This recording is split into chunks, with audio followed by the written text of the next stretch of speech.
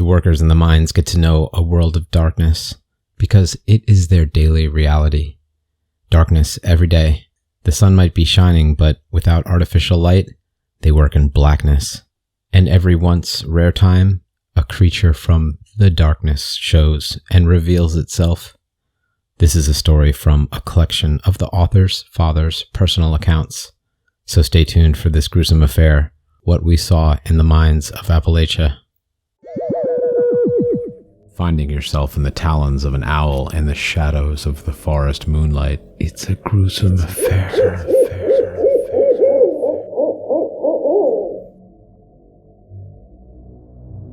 Every old-timer in Alum Creek has their own version of what happened. Hell, even half the young people think they know how it went down. Don't listen to anyone who wasn't there. It's like that game we used to play as youngsters, where you take a piece of yarn tied to 2 cups and pass it around a circle, repeating some message. Telephone. That's what we called it. Only difference is that in telephone, the story starts as something simple and gets more and more ridiculous as it goes. But this story, it gets more and more plausible the younger the teller. Almost like it's too much to be believed. So listeners correct for realism when they retell it so as not to sound crazy. My own grandson told me the other day that I remember it wrong. That it was all just some tragic accident and an albino bear. Something ain't right about that. 12-year-old kid telling his grandfather what he should and shouldn't remember. So, don't listen to the young people. They weren't there. Truth is, most of us old folk weren't there neither. The way we talk, you'd guess every miner in town was caught up in it all. Like how every boomer will tell you he was at Woodstock. It was only maybe 20 of us. Of those, a sight more than half are dead and buried. Except for old Rashi Sang. Bastard had himself cremated.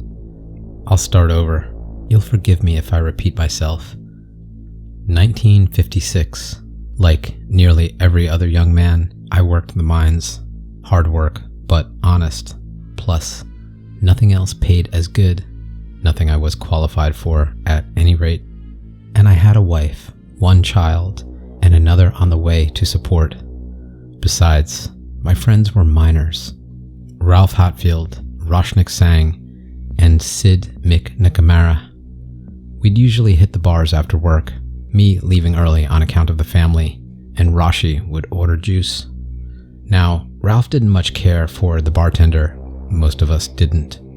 Jesse Felt tended the bar, not because he was especially good at it, but because he didn't have the stomach for man's work. He even hired kids to mow his lawn and do landscaping. Wasn't ashamed of it neither. Thought it made him smarter than the rest of us. I don't know if I ever caught Jesse in town without some fool sideways grin. Ralph suspected that Felt got his job by sleeping with the widowed bar owner. I don't think so, but it wasn't impossible. Jesse had taken the first fruits, if you'll beg my pardon, or at least 2 girls in town and had nearly half a dozen ex or current lovers. He was smooth with women and had a pretty face, high cheekbones, sharp nose. That was enough reason for most of us to dislike him. Ralph had more claim to hate Felt than most. Y'all who aren't from West Virginia probably know all about the Hatfields and McCoys. But that's just water under the bridge compared to the Hatfields and the Felts. See, during the Coal Wars, Hatfields fought for the unions, and Felts owned the mines. But if you gave Jesse a hard time about it, he'd come back with some quip. Felt was always a funny guy. That, combined with the fact that he never got angry, kept the rest of us from truly hating him, save Ralph. June 10th was when it all started. Cicada season. They were bad that year too. So many damn insects. You could hydroplane on their guts if your tire treads were bare enough. The mine was a haven for them. For the workday at least, you didn't have to listen to the never-ending screech. But this season the mine was even worse than the outside. It echoed. It isn't even pretty sounding like a cricket, at least not to me. So it's no wonder we worked deeper in than usual. We got far enough that we couldn't hear a peep and went to work. A couple hours into the day, I spotted a neck into a new room, but this one was real narrow, as in too narrow for most folks to fit through. But Rashi was a skinny guy and could damn near fit through the bars on a baby's crib. Anytime there was a crack, the rest of us were nervous to slide through. Sang had it covered. We waited around no more than 10 minutes before Rashi squeezed back towards us. I'd never seen the man so excited. "Stop all other mining," he said with a thick accent. "It's a treasure room." In most mines, the demolition experts calculate the proper amount of black powder, and then everyone draws straws on who has to light the fuse. But most mines didn't employ Sid McNamara, the craziest son of a bitch I ever knew. Sid did all the blasting himself. He loved to be as close to the explosion as sanity allowed. Most of us figured he'd go the way of his Ireland-born grandfather and die in such a blast. But he blew the neck wide open without a vent, and we had a look for ourselves at Rashi's treasure room. What we saw was a gold mine. Well, no it wasn't.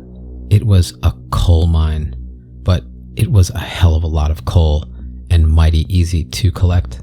The owner was ecstatic. He hired everyone in town not already working for him at twice the normal rate. Even Felt couldn't resist a few weeks of hard labor for that kind of cash. We worked like dogs all week, taking as many hours at double pay as possible. Predictably, Jesse was the laziest of all of us, but we needed him to have enough energy to pour our drinks after work, so no one said a thing. Now, I'm not sure who saw it. I want to say it was Felt, who came strutting back with a proud smile to tell us all of his find. If my memory serves, and it was Felt, that's what they call cruel irony. Anyway, Felt, or whoever it was, found yet another neck, one wide enough that anyone could walk through. The new room was small but filled with coal. Loose coal, too. That should have made us wary. Coal doesn't just sit on the surface, stacked knee-deep, ready to be scooped into bags. But we were greedy. And now we had 2 rooms to work. A handful of guys I barely knew worked the smaller room. We called it the Pirate's Chest. I'll admit, we were greedy. We robbed pillars and were too aggressive with the cutting machines. But that room should not have collapsed. I've been in natural collapses before. This was not one of them. Some of the miners will tell you that everything was quiet and normal-like right up until the cave-in. But no, there was one sound. That sound haunts me even still. Most rational explanation is that the men in the Pirate's Chest shouted before the rocks gave way. But I know what I heard. It was a scream, all right, but not a human one. It wasn't a shout of anger or fear. If you asked me how I figure a demon might yawn, I'd tell you I don't have to guess. I know. That sound? That was us waking something up. Something buried under all the coal. The 3 or so men working the treasure room got sucked under that big pile of black like there was some giant hoover underneath. Then the collapse started. It was the big chamber that went first, the one me and my buddies were working. That hallway Sid had blasted out fell in on itself without so much as a groan to warn us. Most were able to run through the corridor in time and make it out. A couple were buried in the rubble, crushed flat as pancakes. Hooper Collins had his leg pinned under a boulder, which would be the death of him. 19 or 20, I think. Guy had a pretty wife and no kids by her yet. Death sure knows how to pick 'em. Anyway, when the dust cleared and I was through coughing, I noticed poor Hooper hollering and screaming. I did my damnedest to roll the rock off his femur. Hadn't finished before Ralph screamed and pointed. A couple of new recruits had rushed into that small room to avoid the boulders. Stupid bastards. Now the screams I heard next definitely were human. I didn't watch, but you can't mistake the sound of flesh being yanked apart. So I gave up on Collins and ran for the rest of the survivors. I've tried to forget how he begged me not to run, the words he used. I've failed at that. I ran, not far, just around the corner, and soon every healthy body was huddled around the cave-in, desperately trying to dig out. It was futile, but I jumped in anyway. What else could I do? When the scream stopped, the eating began. It must have gone on for half an hour. Tearing, crackling, suckling. We all knew what the entree was, and each of us dug all the faster. Eventually, of course, the panic wore off, and we had time to think. What was back there? More importantly, what would it do when it finished its meal? And we all knew that we hadn't made progress escaping. West Virginians are just stubborn, I guess. As horrifying as the rending sounds were, the silence was far worse. The dinner was done. Hopefully, it was filling. "Damn it, everyone stop. We need to figure this out," screamed Sid McNamara. The Irishman held up his lantern, and we all faced the light. Over a dozen of us were huddled, some crying, others had shot themselves, but all of us were shaking as if naked in a blizzard. We took a break from the frantic digging and shut up for a moment. All but Rodney, the preacher's son, who fell to his knees and wouldn't stop praying no matter what the rest of us did. Rodney wasn't half as holy as his father, but at least one of us asking heaven for help couldn't have hurt. Finally, someone spoke. Ralph Hatfield. He always had a clear head, even did a couple years of college. He kept his voice lower than Sid had. What, with the creature right around the corner? So we leaned in. "It'll take days to dig ourselves out. That thing will get us if dehydration doesn't. And it's guarding the TNT, if that becomes our only option. We can post a watch, guards to make sure it doesn't come in here." It was Jesse who said that, trying poorly to maintain his composure. "Oh, are you volunteering? You'd rather stand around than dig like the rest of us?" said Ralph. "No, Most of the water and lights are in the room with it," said Sid. "We've got it outnumbered. Can it die?" "Of course," said Ralph. "I read a whole issue on undiscovered species in the National Geographic. Most life in the ocean is unknown, and there's all sorts of cave creatures we never knew anything about. This thing is an animal. Animals can die." "What's it eat then?" I asked. No one responded for a minute. Then Ralph nodded. "The coal. Coal's energy too. Made of carbon, just like living things. There's beasts out there that digest minerals. They call them lithophiles. Now, I can't speak to the accuracy of Ralph's claims, or even to the exactness of my memory, but I'd like to think Ralph was right. It was an animal. Don't know that I believe it though." Around that time, Rodney stopped muttering and shouted at us. "It's no animal. It's no natural thing at all. Shut up, man," hissed Sid through his teeth. "It's a demon, drawn to our greed and wickedness." "Rod, please," said Jesse Felt in a whisper. "We need to repent. We need—" I think it was Sid that walloped him in the back of the head. Not hard enough to knock Rodney unconscious, but with plenty of force to knock him over and shut him up. "Fuck," I said, and a few of us took a step back.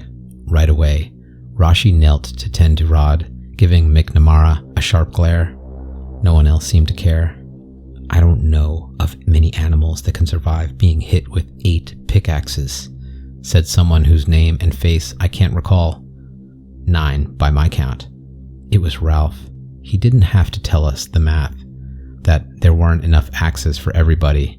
Rod could barely walk, and Paul had a broken arm, which left me and 2 others to fight with rocks. Sang was a little luckier. He kept his special blade on him everywhere he went. They called it a curpan, and it's a longish dagger with all sorts of ornaments. In the 50s in Appalachia, a knife wouldn't bother anybody. Shoot. Back then, it wasn't uncommon for a guy to walk through town with a 6-shooter on his belt. None of us had a gun, of course, but I would have traded my rock for a good knife any day. Biggest threat here is going to be friendly fire. Who was the fellow who said that? Can't get his name. I remember his stories, that he'd been a sergeant in Korea. Damn, age is a hell of a thing. Anyway, the vet advised us a bit. Watch where you swing, but don't stop hitting it until it stops moving. We quickly drew up a battle plan with Sarge's help, who'd approach from what angle, pairing up with battle partners. The longer we waited, the more we feared we'd lose our nerves. That the creature hadn't made a sound for so long only added to our worries. Was it planning something? Was it even smart enough for plans? As a unit, we rounded the bend and shined our lanterns best we could. Half the standing lights were out, and of the remainder, most were knocked over. Little strips of white shined in random directions like some sort of plaid pattern, but unless it was hiding in the shadows, no creature.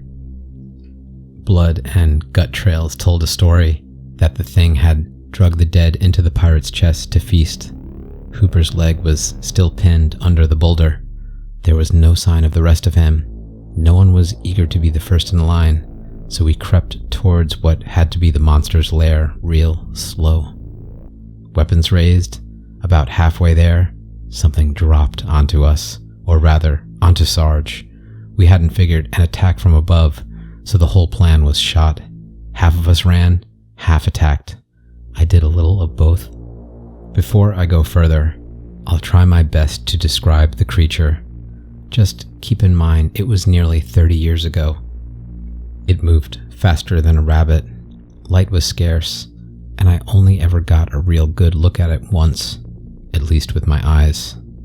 Can't count how many times I've seen it in dreams, but I suppose I saw it well enough for any man. I'm certain it was tall, but how tall, I can't even guess, because it was bent over with the twistiest damn pretzel of a spine I ever saw. At least 4 legs and as many arms, and at the end of each limb, a dozen fingers, or maybe they were tentacles, those spindly legs on shrimp. Shit, I don't know. I know it did have eyes. I remember that well. It only had one thing on its head, the mouth. A cross between the tail of an earwig and a crocodile's maw, but boy, was it skinny. Too skinny for how strong it was, and the flesh didn't look so tough, translucent, almost worm-like. Fortunately for it, it had armor, chitin, I think it's called, if it was a bug, but the plates intersected more like the shell of a crawfish. Any more description would be stretching the truth on my part. Whatever it was, insect or crustacean or demon, it tore the sergeant apart in seconds. I couldn't bring myself to charge in close, so I threw my rock at its head. May as well have thrown a beach ball. Even the axe swings of hardened men weren't making cracks in the carapace. I grabbed the pick Sarge had dropped, or had his hand been lopped off. Either way, I almost stepped in when the thing grabbed Ralph. I'd like to think I would have helped if Rashi hadn't acted first. Sang stuck that holy dagger of his into the monster, easy as cutting cake. Your guess is as good as mine why it worked. Maybe the dagger was better quality iron than the picks, maybe something else. But the thing recoiled without making a sound, and Ralph was free. Lucky stab or not, 2 more bodies lay at the thing's feet, and there was nothing to do but run again. At least, that's what everyone thought who wasn't Sid McNamara. In the ruckus, he managed to find and light a stick of dynamite. "Keep your distance, boys," he shouted, running back to the fight. Don't get any romantic notion that Sid was a martyr. I knew the man as well as anybody, and he had no intention of dying. Just like he had no plan to slip on a pile of guts, twist his ankle too bad to stand, lose his grip on the explosive, and fail to catch the monster in the blast. All but 1 or 2 of us cleared the explosion, not counting Sid, who went out like everybody had guessed, but in circumstances an oracle couldn't have predicted. At least we were alive. Our eyes and ears were none too happy, but the monster seemed worse off, skittering about in random directions, tripping over itself, a sound-driven creature, blinded by the noise maybe. It didn't even react to Rodney screaming for heaven to save him. We didn't have time to play guessing games or grieve our friend's death. We had to leave. Ralph spotted our way out, a chimney blown open by the blast. We'd have to brave the middle of the room, praying the monster would avoid us with its random shuffles, and it would take 2 men to reach the opening, one on the shoulders of the other. What choice did we have? We went for it. I recall Jesse Felt weeping as he climbed onto my back, and for a moment I judged him for it, until I realized I was crying too. To his credit, Felt found a ledge once through the opening and did his best to pull the rest of us up. Halfway through, Felton sang, and a couple others having reached safety, the monster grabbed someone. Matthew Stewart, I believe. No one watched him die, and no one tried to help him. I confess feeling a bit of relief, thinking the catch will distract it long enough for us to climb. A sinful thought, sure, but I've committed worse. 8 or 9 of us were left, and of those 2 who had lanterns, we shined them upward, and would you believe that we couldn't even see the roof? I don't know the odds of that. A passage appearing right above us, straight shot to the surface. "Praise Jesus, we've been delivered," said Rod. No one could really argue the point. We climbed. I don't know for how long. It was tiring work, but adrenaline's a powerful thing. At first, we braced our backs to one wall and used our legs along the opposite. Then it turned into more like a steep slope, and we had to scale with our hands. A few outcroppings gave us chances to rest. Sometimes the mouth would widen, and we could offer support to the weaker men. Others, it would narrow, and we'd have to squeeze through one at a time. In one such shaft, we lost a man. A wide frame can be a blessing or a curse in a mine, and Liam was just too stout to fit.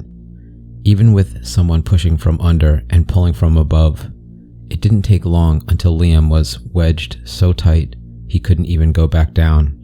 He would have needed to break his shoulders to move. Ralph offered to do just that, yank his arms out of their sockets, that is. "And keep on climbing how?" Liam asked. Then, still stuck, the man pulled out a pocket knife and cut his own throat. "No!" Rodney screamed, and all I could think of was how fortunate I was to be above him rather than below. It did take breaking his arms to dislodge his corpse. He didn't mind, just fell 10 feet before sticking someplace else. There'd be time to pray for his soul later. We kept on for as long as we could, which wasn't long. No, a few minutes later, we came across the worst thing any of us had ever seen, not counting the monster. The ceiling. On cue, one of the lanterns went out. "It can't be," whispered Rodney. "We're trapped."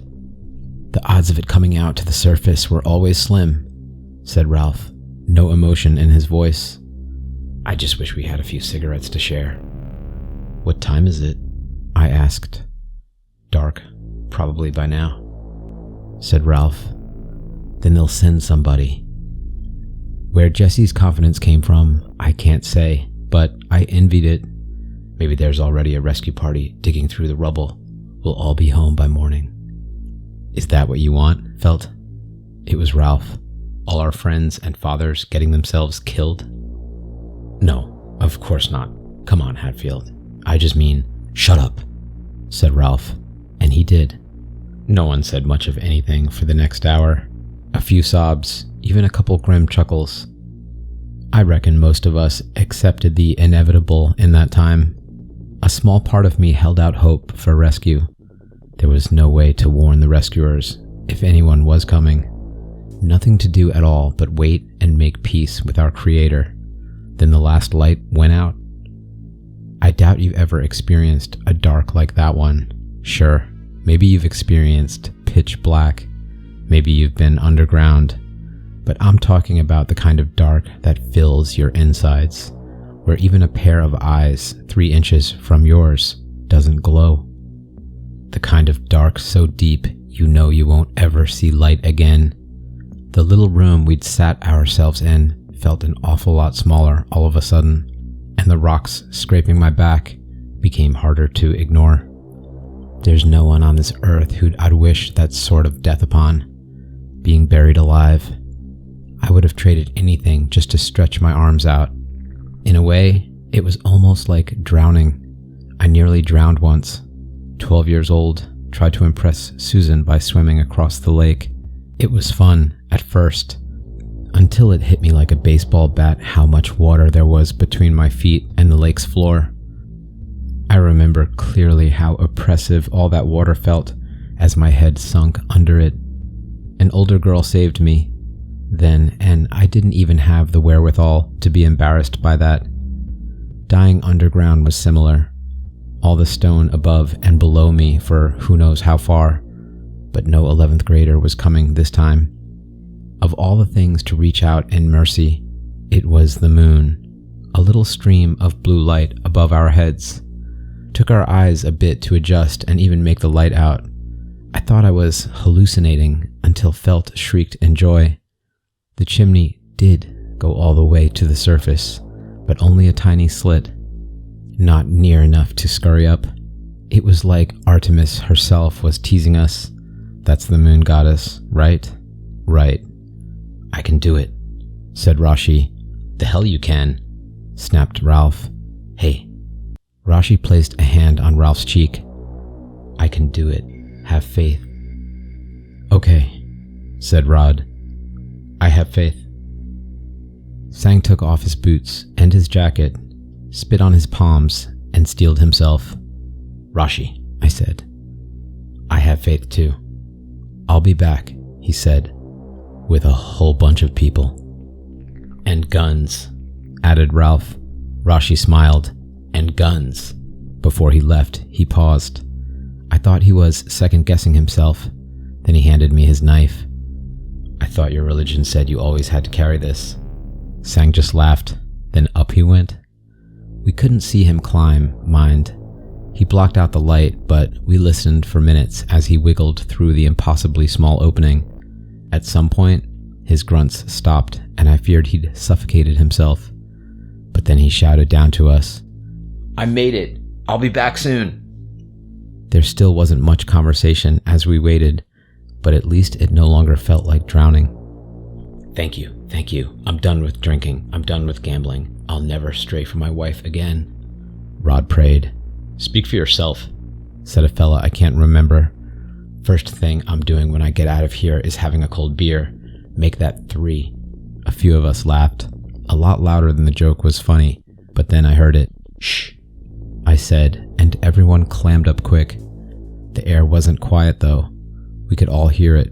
Liam's flesh tearing, then being swallowed. No, said Rodney. We've been delivered. Why is it back? We were delivered. Sang's coming with guns, said Felt. He'll make it back fast. It took that thing a while to eat the poor fella last time. We have time. It had more than one body to eat last time, said Ralph. What if it finishes before Rashi returns, I'm not sure if I thought it on my own, or if it's what Ralph was trying to imply, but a way to buy us a few precious minutes crossed my mind. I didn't voice the plan though. It was just too damn mean. Rodney voiced it for me. An offering, he said. That thing down there, it's a devil, a demonic spirit. We don't know that, said Ralph. Rodney continued. It's a demon if there ever was one. Demons are drawn to wickedness, like moths to a flame. Someone brought it here, and only an offering will satisfy it. An evil offering for an evil thing. What are you trying to say, Rod? Asked Jesse Felt. No one answered, for a moment. But the silence was broken by a bone cracking, marrow being sucked. The monster was wrapping up his meal. Maybe you're right, Rod, said Ralph. Maybe this devil has wanted a sacrifice all along. Come on, Ralph. You don't believe in that sort of superstition, said Jesse with something that may have been a chortle under different circumstances. Oh, I'm not sure what I believe anymore, Felt, but I know that thing is hungry, and I've got a pretty strong notion who the most wicked man among us is. He comes from a long line of wicked folk. The next minute or two is a blur. Probably because I tried to block it out, but like most everything I've tried in my life, I didn't do it well enough. Please understand, I don't remember laying a finger on felt, cross my heart, and swear on my children. The way I remember it, I stood back and watched. Even tried to reason with Ralph and the others to leave felt be. I've gone over it 1,000 times in my head, maybe 100,000, and I still don't remember myself as a murderer. But maybe the mind is more powerful than the soul, able to change memories as are too horrible to recall. Because I do remember my knuckles stained in blood, half mine and half his. I remember looking at that flat as a washboard face, the punches of 12 men having removed any evidence of Felt's high cheekbones and pointy nose. I remember how he looked white as marble in the moonlight. I remember his screams, his why, and fellas, stop, fellas. And I remember when words were replaced by pitiful gargles. Much worse than the creature, it's the memory which haunts me. I can forget it most days, but I remember every night. Whiskey helps, a little. And that's how you know if the old-timer telling you the story was actually there. That's how you can be sure. Before we tossed the body down the hole, we nodded to each other in a silent pact not to tell a soul what happened. We weren't even supposed to talk about it with each other. That was the unspoken vow. So if somebody knows about Felt, they were there, no mistake. I've often wondered if I could have stopped it. I know it was wrong, and I remember protesting some. I had the dagger, and I knew I didn't care for loud sounds. Could be if I was braver, I could have used the knife and knowledge to fight the monster off. But if I'd stood in the way of the mob, would they have killed us both? Nah. However you cut it, I was a coward. Am a coward. I would have buckled for sure. I just wish Sang hadn't left for help. He wouldn't have let it happen. Rashi was a good man, made good on his word too. But the guns proved unnecessary. The rescue party never came across the creature, coming straight back to the crag and digging us out. I'm guessing the monster left when it felt so many people milling around above, but it wasn't in the mine when the townsfolks went back to recover what little was left of the corpses. Most of the survivors skipped town, moving with barely a goodbye to the friends and relatives they grew up with. One came back eventually, but the rest I never saw again. It was just as well. With the biggest mine shut down, there was less work. The owner of the mines talked about reopening a time or two, clearing the rubble. Most of the workers threatened to strike if he did. I'd switched trades by then, spent the next 20 years in lumber, but the mine's still buried. Way I hear it, kids go up there sometimes, to the collapsed mine, to see who's brave enough to hike in and touch the big cursed rock pile. Parents say it's dangerous, cave-ins and rattlers and such. Grandparents say it's dangerous too, but for different reasons. It's still out there somewhere.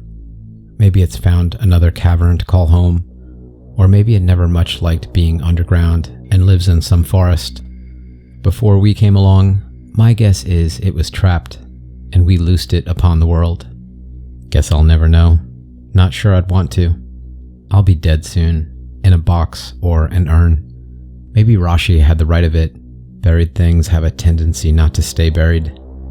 I'd have myself burned, too, if it wouldn't cause an uproar at the church. Funny. Why should I care?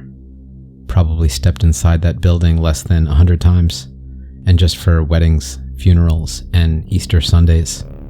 There'd be a scandal all the same. I never made much trouble alive. I figure no use in starting after I die.